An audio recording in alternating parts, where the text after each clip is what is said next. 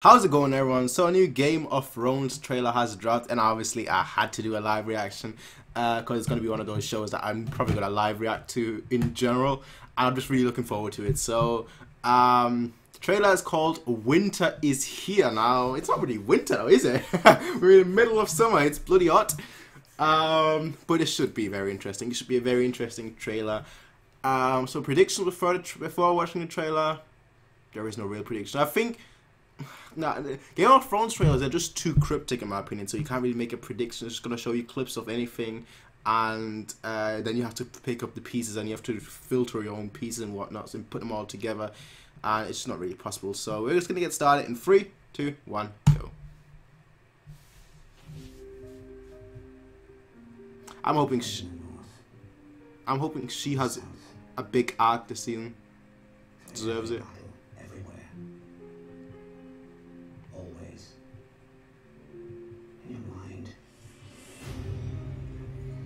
Okay. Wait. Okay, that was intentionally cut that way. There is no way that's happening.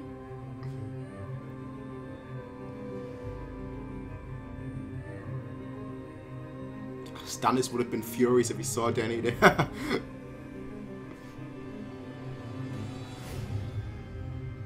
For centuries our families fought together against their common enemy, despite their differences, together. We need to do the same if we're going to survive, because the enemy is real.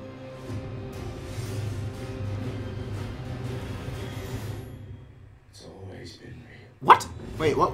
Oh, okay. I knew he was gonna be beyond the wall. Ah.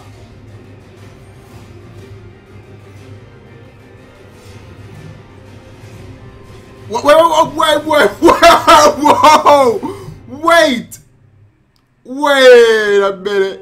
And the white winds blow.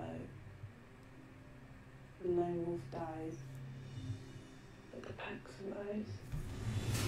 No, it is. Oh, it's happening. See, that's what I was hoping. I was hoping that they're going to go beyond the wall, because obviously the trailers have been made to look that way.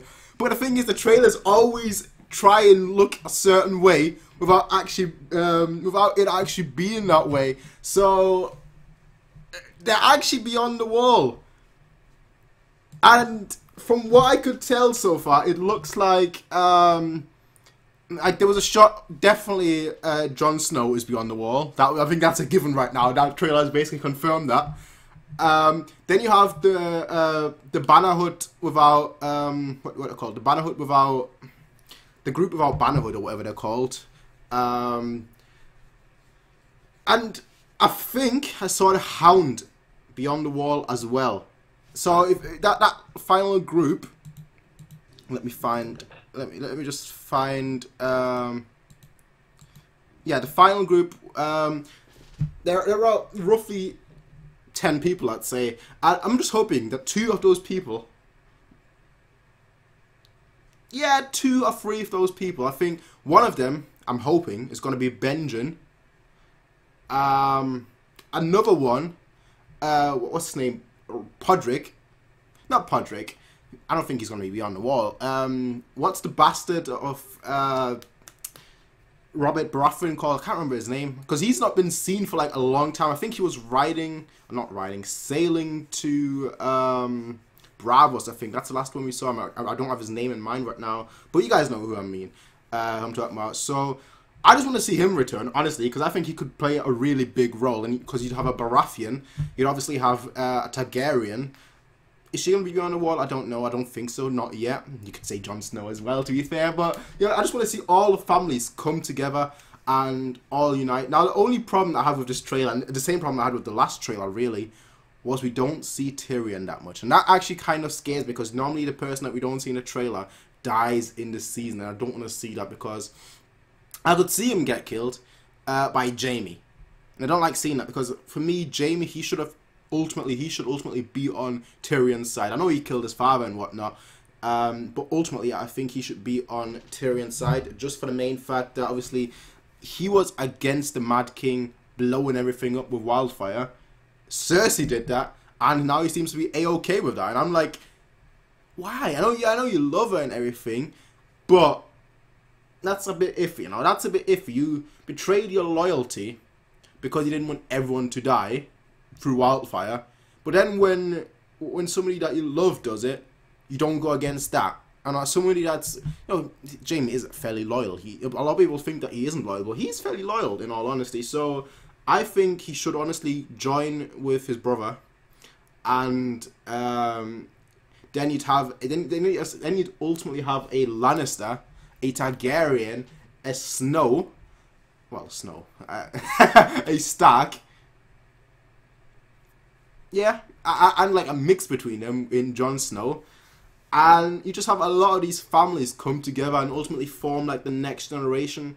But we're ultimately in part 3. We're now in part 3, and I can't wait to actually watch it. I'm gonna have to read the books again. I literally just finished reading them again like 2 months ago or so. You can see him right behind me there.